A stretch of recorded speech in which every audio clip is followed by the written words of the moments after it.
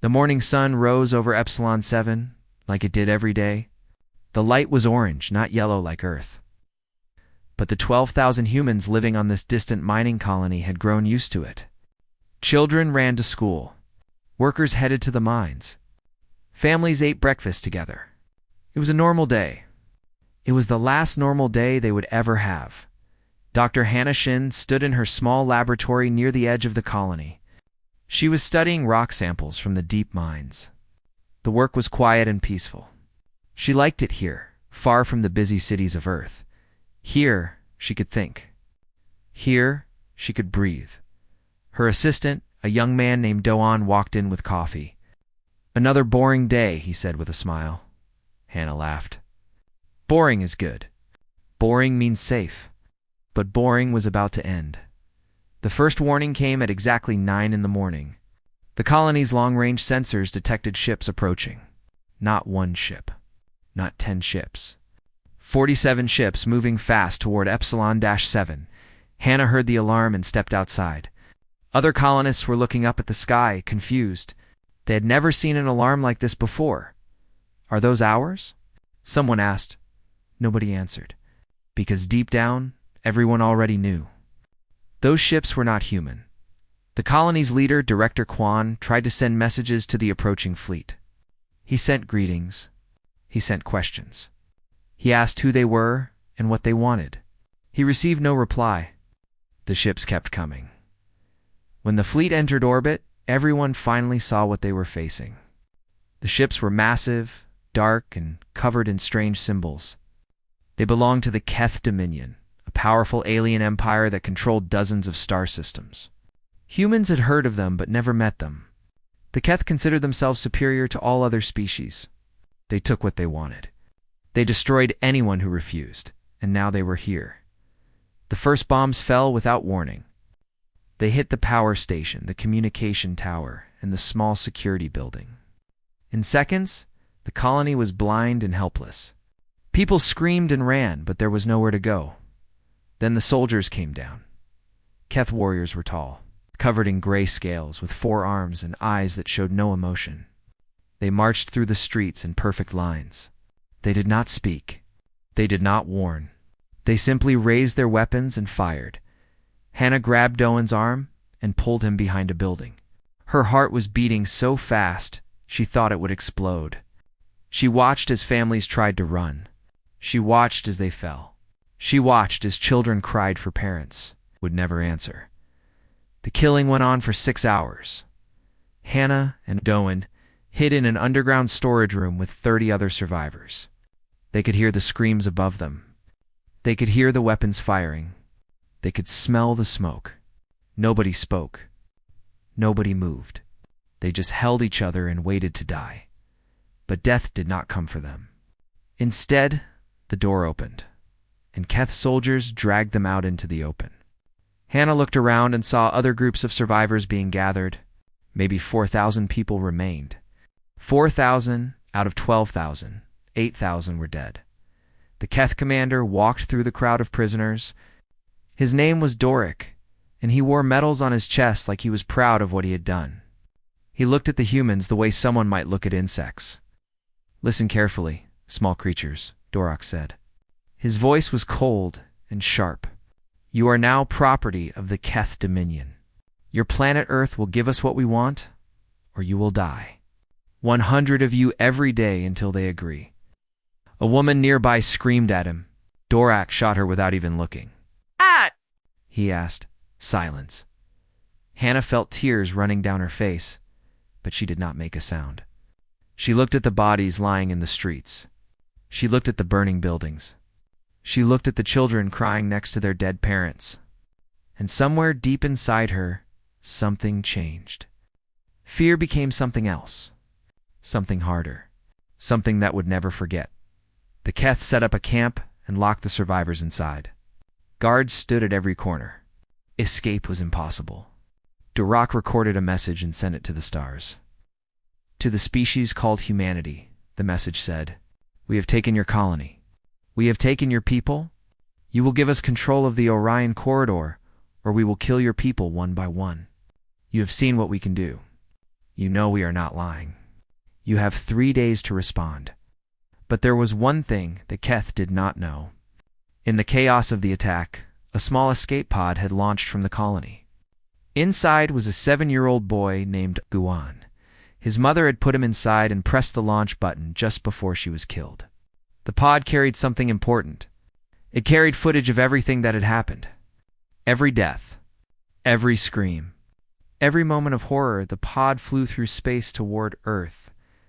Kiwan did not understand what was happening. He just held a small toy bear and cried for his mother. He did not know that he was carrying the most important message in human history. Back on Epsilon 7, night fell over the destroyed colony. The survivors sat in silence. Some prayed.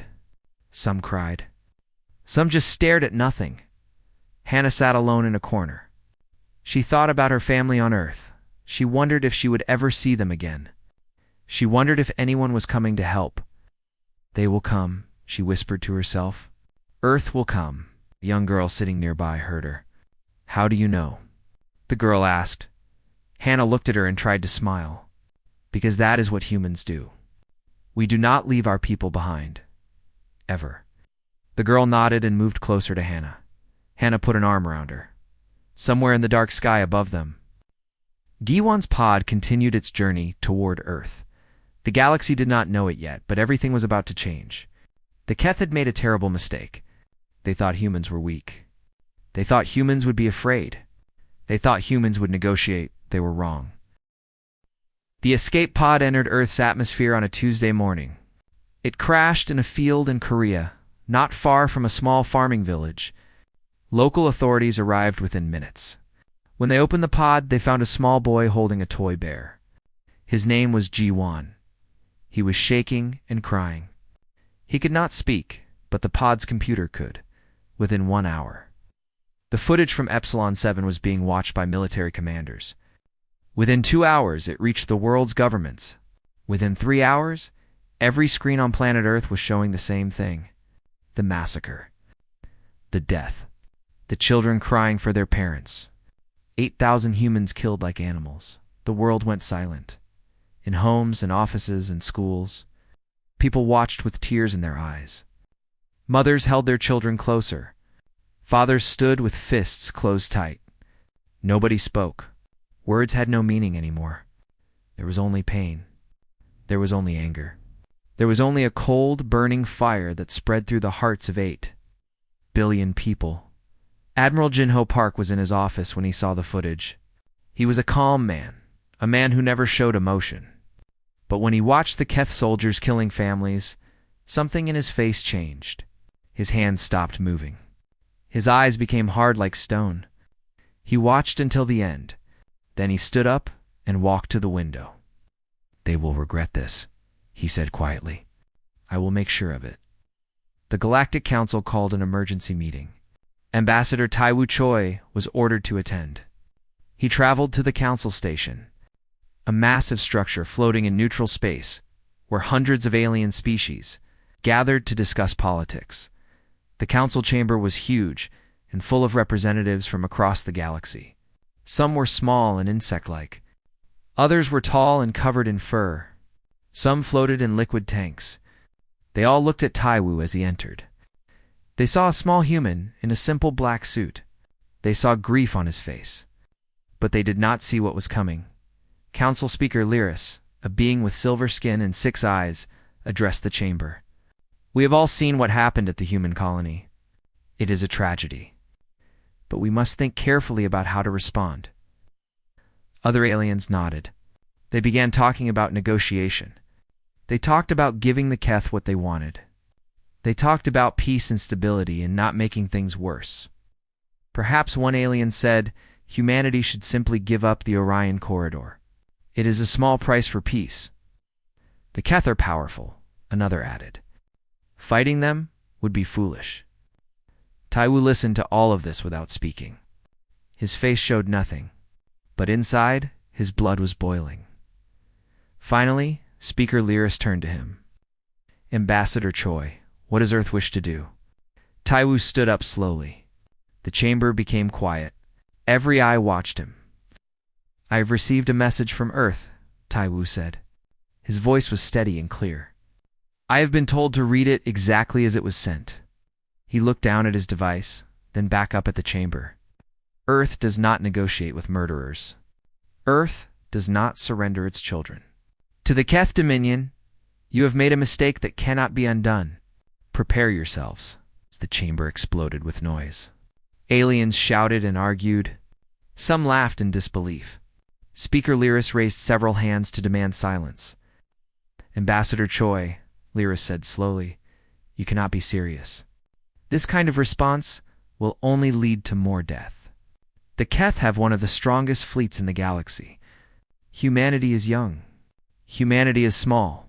This is suicide. Tawu looked at Lyris without fear. Perhaps, but we will not kneel. We will not beg. We will not sell our people for peace. If we die, we die standing. This will isolate your species, Lyris warned. No one will support you. Taiwu almost smiled. Then we stand alone. We have done it before. He turned and walked out of the chamber. The aliens watched him go in stunned silence. They had seen many species come before the council. They had seen fear. They had seen weakness. They had seen surrender. They had never seen this. On Earth, preparations began immediately. Admiral Jinho was given command of the largest fleet humanity had ever built. 200 warships were called back from every corner of human space. Scientists worked without sleep to prepare weapons. Factories ran day and night. Soldiers volunteered faster than the military could process them. Captain Yuna Lee was put in charge of a special mission. She would lead a team to rescue the hostages while the main fleet attacked. It was almost impossible. The chances of success were very low. She did not care. I need volunteers, she told her soldiers. This mission will be dangerous. Many of us will not come back. But those people on Epsilon 7 are waiting for us. They are counting on us. I will not let them die waiting. Every single soldier stepped forward. Sergeant Minho Beek was one of them. He was a quiet man with a scar on his face and sadness in his eyes. He had lost his brother in a previous war. He understood loss. He understood revenge. When do we leave? He asked. Soon, Yuna replied. Very soon. The day the fleet departed, billions of people watched. There were no speeches. There were no celebrations. There were no flags waving or music playing. People simply stood in silence as the ships rose into the sky. Mothers held pictures of their children on those ships. Fathers prayed with closed eyes. Everyone understood what was happening. This was not about territory. This was not about politics. This was about something deeper. Something that made humans who they were. On the flagship Indomitable, Admiral Jinho stood on the bridge and looked at the stars ahead. Set course for Keth space, he ordered. Maximum speed. The fleet moved forward into the darkness. Far away. Overlord Varn of the Keth Dominion received reports about the human fleet. He laughed. Let them come, he said. They will learn what happens to species that challenge us. He did not understand. He could not understand. Because the Keth had never faced anything like humanity before. They had never faced a species that loved its children more than it feared death. They had never faced a species that would cross the galaxy for revenge. They were about to learn. News traveled fast across the galaxy. Every species, every empire, every small colony heard the same story. The humans were going to war. The humans had refused to negotiate. The humans were flying straight into Keth space with 200 ships. Most aliens thought it was madness. They are a young species, said one diplomat from a reptilian race. They do not understand how the galaxy works. The Keth will destroy them, and then they will learn. Perhaps it is better this way, said another. A lesson for all new species. Do not challenge the old powers.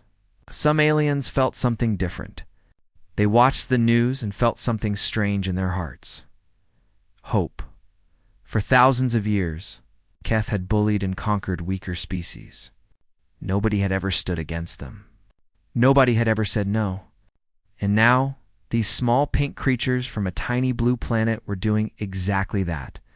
On a dozen conquered worlds, Slaves looked up at the stars and whispered to each other. "Did you hear? The humans are fighting back." The human fleet traveled for 12 days through deep space. The ships moved in perfect formation, silent and steady. Inside the flagship Indomitable, Admiral Jin-Ho rarely slept. He spent his hours studying maps, reading reports, and planning the attack. His officers worried about him. "Sir, you need to rest," one of them said. Jin-Ho shook his head. "I will rest when our people are home." He looked at a picture on his desk. It showed the colonists of Epsilon 7 before the attack. Families smiling. Children playing.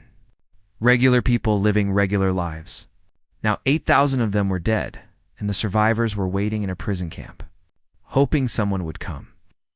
"I will not fail them," Jin-Ho said quietly, in another part of the ship. Captain Yuna Lee trained with her rescue team. They practiced every day, sometimes 3 or 4 times. They studied the layout of the Keith prison camp. They memorized escape routes. They prepared for everything that could go wrong. Sergeant Minho Beek was the best soldier on the team. He was fast, strong, and calm under pressure. But more than that, he cared. Yuna could see it in his eyes. This mission was personal for him. "Why did you volunteer?" she asked him one night. Minho was quiet for a long moment. "My brother died in the colony wars. He was protecting civilians when the enemy came. He saved 43 people before they killed him." He looked at Yuna. I was not there to help him. "But I can be here now. I can save these people. I can make his death mean something." Yuna nodded slowly. "We will bring them home, Minho, I promise you." Back on Epsilon 7, the hostages lived in constant fear. Every day, Keth's soldiers walked through the camp looking for people to hurt. Every day, Commander Dorek chose 100 prisoners and took them away. They never came back. Dr. Hannah Shin tried to keep people calm. She organized groups to share food. She told stories to the children at night. She helped the injured as much as she could. But inside, she was breaking. How much longer can we survive? Doan asked her one evening. Hannah did not answer. She did not know. That night, Dirac made another broadcast to the human fleet. His face appeared on every screen. He was smiling. "Humans," he said, "you are still coming." How brave. How stupid. Let me show you what happens to brave, stupid creatures. The camera moved to show a group of 100 hostages standing in a line. They were crying. Some were begging. Dorak raised his hand. "Watch carefully," gave the order. His soldiers fired. 100 people fell. On the Indomitable, Admiral Jin-Ho watched the broadcast. His officers looked away. Some had tears on their faces. But Jin-Ho did not look away. He watched every second. He let the anger fill him. He let it make him strong. When the broadcast ended, he spoke one word to his navigation officer. "Faster." Across the galaxy, other species also watched. The Galactic Council held emergency meetings every day. Speaker Lyris tried to contact the humans and ask them to stop. The humans did not reply. "They have gone insane," one council member said. "Grief has broken their minds." "Perhaps," said another member, a small creature with large eyes. "Or perhaps they are showing us something we have forgotten. What it means to truly care about each other." The council fell silent. Nobody knew what to say. Some alien governments secretly sent observation ships to follow the human fleet. They wanted to watch the battle. They wanted to see what would happen. A few hoped the humans would win. Most believed they would die. On the Indomitable, Jin-Ho gathered his commanders for a final meeting. He showed them the battle plan. The fleet would attack in 3 groups. The first would hit the Keth defense stations. The second would engage the enemy fleet. The third would protect the rescue team as they went to save the hostages. "The Keth expects us to be afraid," Jin-Ho said. "They expect us to fight carefully, to protect our ships, to think about survival. They are wrong. We are not here to survive. We are here to win. We will push forward no matter what. We will not stop. We will not retreat. We will show them what humanity is made of." The commanders nodded. There was no fear in their eyes, only purpose. On the prison planet, Hannah looked up at the night sky. Somewhere out there, her people were coming. She could feel it. She did not know how, but she knew. "They are close," she whispered. "I can feel it." Ah! A young boy next to her looked up. "Will they really come for us?" Hannah put her hand on his shoulder. "Yes, they will come. And when they do, everything will change." Above the planet, Keth warships waited in formation. High Overlord Varn sat on his throne and smiled. He had crushed many species before. He would crush this one too. He had no idea that in less than 48 hours, his empire would begin to fall. The human fleet came out of faster-than-light travel like a storm breaking through clouds. 200 warships appeared in Keth's space, closer to the enemy homeworld than any outside species had ever dared. Alarms screamed across every Keth station. Soldiers ran to their posts. Commanders shouted orders. High Overlord Varn stood on the bridge of his massive flagship, the Dominator. He watched the human ships appear on his screens. For one moment, just one small moment, he felt something he had not felt in many years. Surprise. "They came straight to us," he said. "Straight into our territory. They are either very brave or very foolish." His commander, Durak, laughed through the communication screen. "Foolish, my lord. I have seen these humans. They are soft. They cry when they die. They will break easily." Varn nodded slowly. "Destroy them." The Keth fleet moved forward. They had 300 ships, bigger and heavier than human vessels.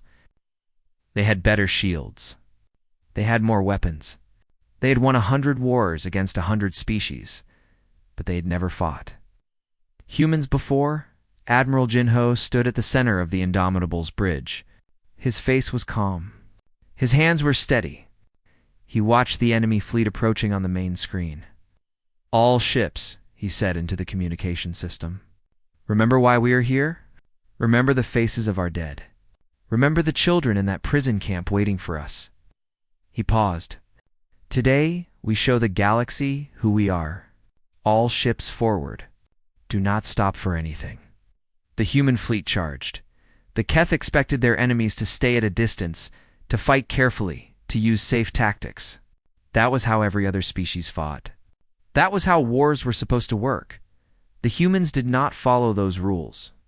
Human ships flew straight at the Keth fleet, closing the distance so fast that Keth targeting systems could barely keep up. Human captains brought their ships dangerously close to enemy vessels and fired everything they had. Shields broke. Hulls cracked. Ships on both sides exploded, but the humans did not stop. They kept coming. Ship after ship flew into the fire without hesitation. On the Dominator, Varn watched in growing confusion. What are they doing? They are taking massive damage. Why did they not retreat? His officers had no answer. They had never seen anything like this. Species were supposed to value survival. Species were supposed to protect themselves. These humans seem to care about nothing except pushing forward. "They fight like they want to die," one officer said quietly. "No," another replied, his voice shaking. "They fight like they want us to die, and they do not care what it costs." While the main battle raged in space, Captain Unili led her rescue team toward the planet's surface. Their small, fast ship slipped through the chaos, using the battle as cover. Keth's sensors were too busy tracking warships to notice one tiny vessel heading down. Landing in 3 minutes, the pilot reported. Yuna checked her weapon. Her team sat in silence, ready for anything. Sergeant Minho Beak was at the front, his eyes focused and calm. "Remember the mission," Yuna said. "We get to the hostages. We get them out. We do not leave anyone behind." "Understood? Understood," her team replied as one. The ship landed hard on the planet's surface, not far from the prison camp. Yuna was first out the door, her weapon raised. Her team followed in perfect formation. They moved through the darkness like shadows. The camp was guarded by 200 Keth soldiers. Yuna's team had 30 people. The numbers were bad. But numbers were not everything. "Minho, take your group left. Clear the towers. I will take the main gate." Minho nodded and disappeared into the shadows with his squad. The attack came from everywhere at once. Human soldiers hit the camp guards from 3 directions. They were fast, silent, and deadly. Keth's soldiers fell before they could even raise their weapons. Towers went dark. Gates opened. Inside the camp, the hostages heard explosions. They heard screaming. They did not know what was happening. Fear filled their hearts. Then the wall broke open. The human soldiers poured through. Dr. Hannah Shin stood frozen, unable to believe her eyes. The soldiers wore Earth uniforms. They spoke Korean. They were real. They had actually come. A soldier grabbed her arm. It was Minho, Dr. Shin. My name is Sergeant Beak. We are here to take you home. Tears ran down Hannah's face. I knew it. I knew you would come. Move everyone to the east gate, Minho said. Transport ships are landing now. Hostages ran toward freedom. Parents carried children. Friends helped each other. The old and injured were supported by soldiers. Everyone moved as fast as they could. But Commander Dorak was not finished. He appeared from a command building with 20 soldiers, blocking the path to the transport ships. In front of him stood a group of hostages he had grabbed as shields. Stop, Dorak screamed. Stop or I kill them all. The human soldiers froze. The hostages cried in terror. Yuna stepped forward, her weapon raised. Let them go, Dorak laughed. You think you can order me? I am Keth. You are nothing. You are insects. You should be on your knees begging for mercy. Eunice's face did not change. Mercy, you murdered 8,000 innocent people. You killed children. You recorded it and sent it to us like a trophy. She took another step forward. There is no mercy for you. Dorak raised his weapon at a child hostage. One more step, and he never finished the sentence. Minho had circled behind him, silent as death.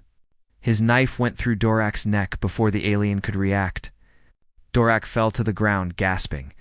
Yuna walked over and looked down at him. Dorak's eyes were wide with shock and fear. His mouth moved, trying to form words. Please, he whispered. Please have mercy. Yuna crouched down close to him. You begged for mercy. Did the children beg too? Did you listen? She stood up and turned away. Dorak died on the ground, alone and forgotten. In orbit, the battle was ending. The Keth flagship Dominator was surrounded by human ships. Half the Keth fleet was destroyed. The rest were trying to run. High Overlord Varn stood on his broken bridge, surrounded by fire and smoke. He opened a communication channel to the human flagship. Admiral Varn said, I wish to negotiate. I will return all territory.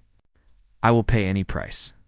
I will. You killed our people, Admiral Jinho replied. It was a mistake.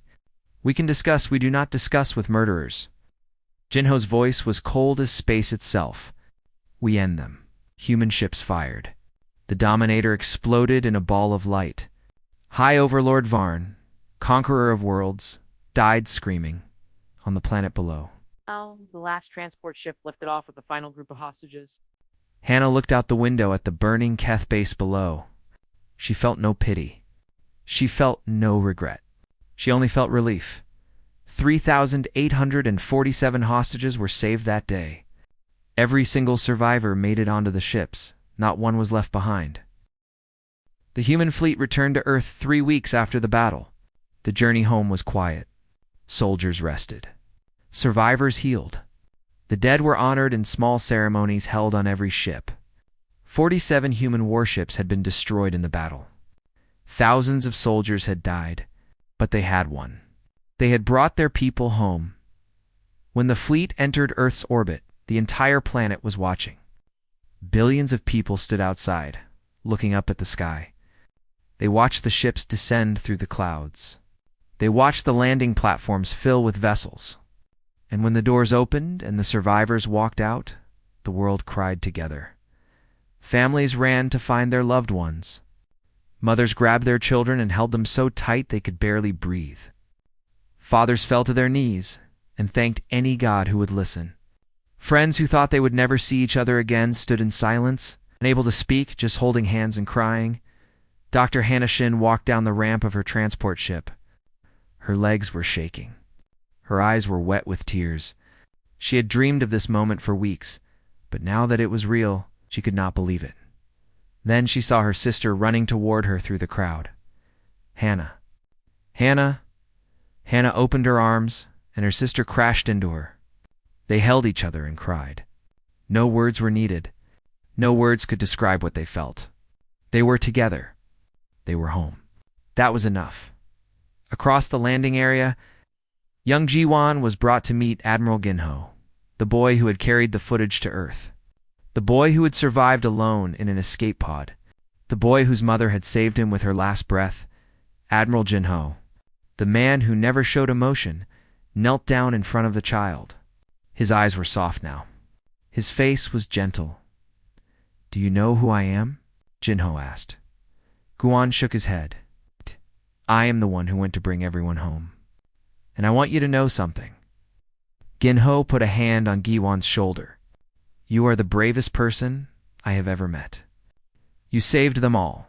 Without you, we would not have known. Without you, they would have died. Your mother would be very proud of you." Guan's eyes filled with tears. "I miss her." "I know," Ginho said softly, "and you will always miss her. But she is with you. She will always be with you. In your heart, in your strength, in the person you will become." Guan nodded slowly. An elderly couple stepped forward. They were his grandparents. They would take care of him now. As they led him away, Guan looked back at Jinhor one more time. The admiral gave him a small bow of respect. 2 days later, Ambassador Taiwu Choi returned to the Galactic Council. The chamber that had been so loud before was now completely silent. Hundreds of alien representatives sat in their seats, watching the human walk to the center of the room. Speaker Lyris stood slowly. "Ambassador Choi, the Council has watched what your species has done. We have seen the battle. We have seen the destruction. We have never seen anything like this before." Taiwu stood straight and tall. His face showed nothing but calm confidence. Ambassador Lyris continued, "What does humanity want now? Reparations? Territory? An apology from the Council for our earlier advice?" Taiwu was quiet for a moment. Every eye in the chamber watched him. Every ear waited for his words. "We want nothing from you," Taiwu finally said. "We did not do this for you. We did not do this for territory or money or power. We did it because those were our people, our families, our children." He paused. "We came here today to deliver a message, not to the Council. To everyone watching across the galaxy." He looked around the chamber, meeting the eyes of species after species. "Humanity does not negotiate with those who murder the innocent. We do not forget what is done to us. We do not forgive those who hurt our people, and we do not stop until justice is done. If any species threatens humanity, if any empire touches our people, if any force in this galaxy thinks we will bend or break or kneel, ... Taiwu's voice grew harder. "They will learn what the Keth learned. They will learn what it means to make enemies of humans." The chamber remained silent for a long time after he finished. Some representatives looked frightened. Some looked thoughtful. A few from species who had suffered under the Keth looked hopeful. Taiwu turned and walked out without waiting for a response. The weeks that followed changed the galaxy forever. The Keth Dominion, without its leader and most of its fleet, began to collapse. Species they had conquered for centuries saw their chance. Rebellions started on a dozen worlds. Slaves broke their chains. The Keth Empire that had stood for 3,000 years fell apart in less than 3 months. And everywhere, the story spread. The story of the small pink creatures from the tiny blue planet. The story of how they crossed the galaxy for their people. The story of how they did not bow, did not bend, did not beg for peace. The story became legend. The legend became a warning. A new phrase entered the languages of 100 species. Human fury. It meant something different to everyone. To some it meant fear. To others, it meant hope. To all it meant that the galaxy had changed forever. On Earth, a memorial was built for the 8,000 who died on Epsilon 7. It was a simple garden with 8,000 stones. one for each person lost. People came from all over the world to visit. They left flowers. They left letters. They left tears. Captain Unilee visited the memorial 1 year after the battle. She walked slowly among the stones, reading names, remembering faces. Sergeant Minho Beak found her there as the sun was setting. "Captain," he said softly. "We saved 3,847 people," Eunice said, not looking at him. "But we lost 8,000. I think about them every day. I wonder if we could have been faster. If we could have saved more?" Minho stood beside her. "We saved everyone who is still alive. We brought them all home. Every single one. But so many were already gone." "Yes." Minho was quiet for a moment. "But because of what we did, it will never happen again. No one will ever attack humanity like that again. Those 8,000 did not die for nothing. Their deaths changed the galaxy." Una finally looked at him. Her eyes were tired but strong. "Do you really believe that?" Minho nodded. "I do. And I think they would too." They stood together in silence as darkness fell over the memorial. Somewhere in the stars above them, alien species were telling their children stories about humans.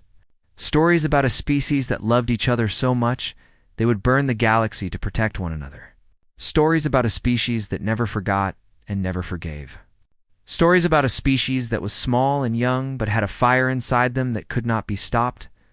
On a distant planet, a young alien child looked up at the stars and asked her mother, "What are humans?" Her mother was quiet for a moment. Then she said, "They are a species that cares about their people more than anything else in the universe. They are a species you should never hurt. Why? Because they will come for you. No matter how far, no matter how long, they will come."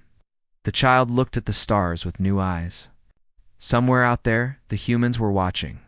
Somewhere out there, the humans were waiting, and the galaxy would never forget it.